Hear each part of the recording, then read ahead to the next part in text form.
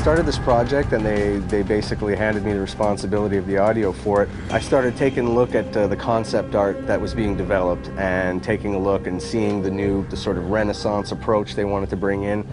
And it became obvious pretty early on that this was the type of game that was a story-driven game. So at that point, I knew right away I'd made my first decision that the story needed to be the priority, it needed to be at the forefront. With all due respect, Major, I'll expect 2 security details waiting for us on the tarmac. In the first Deus Ex, I think because it was far more futuristic, it's a very electronic score. In this one, I think because it's 25 years earlier, it's a generation earlier, it's mechanical augmentation, so the music tries to express that. We decided to try using organic instruments to represent more of the human side, and then using electronic instruments to represent more of the augmentation side. It's a lot of acoustic drums, it's a lot of choir, it's strings.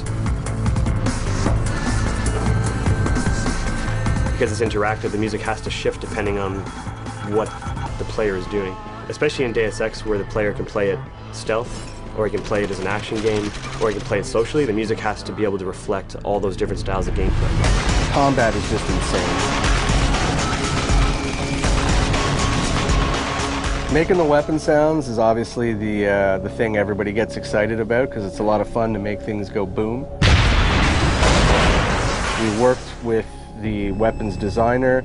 We went through tons of different sounds, blending all kinds of different weapon sounds, tweaking it. We take real sounds, but we blend these sounds with other stuff. Like, it's not just like 3-4 sound blended together. It's like probably 25 sounds all together. You have to feel the things like they're real, but in the same time, you like to get these things a little bit more than real.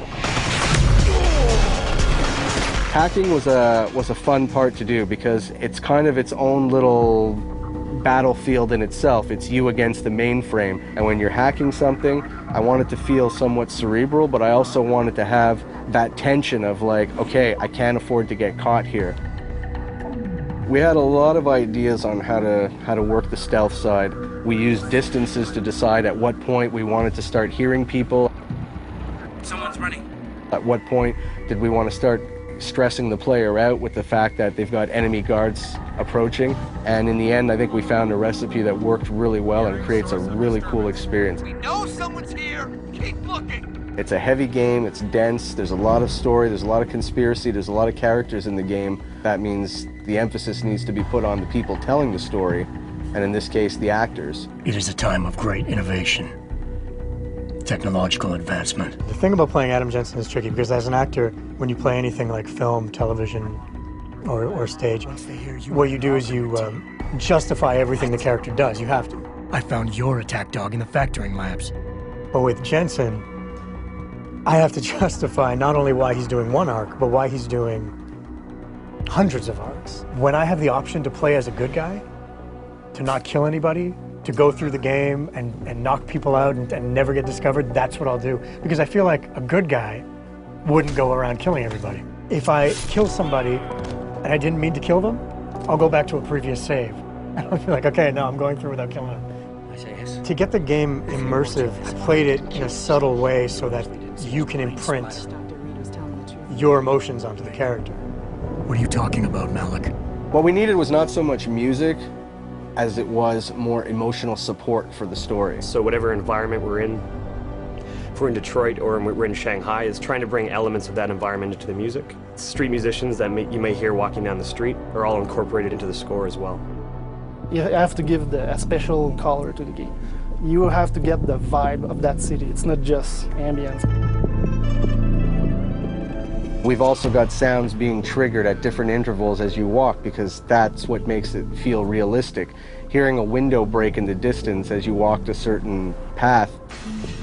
And what's cool is when you walk back the same way, it's not going to be the same sound. It's not baked in. We've got something else cooked up.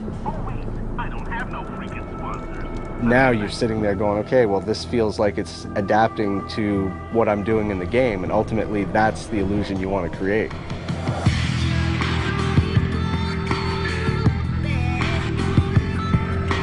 My philosophy on good sound design, I've often compared it to to trying to send somebody into a deep hypnotic state, and you're going down layers and levels of states, and the better it's done, the more your brain starts to release and give in and let you go into that sort of hypnotic state of playing the game.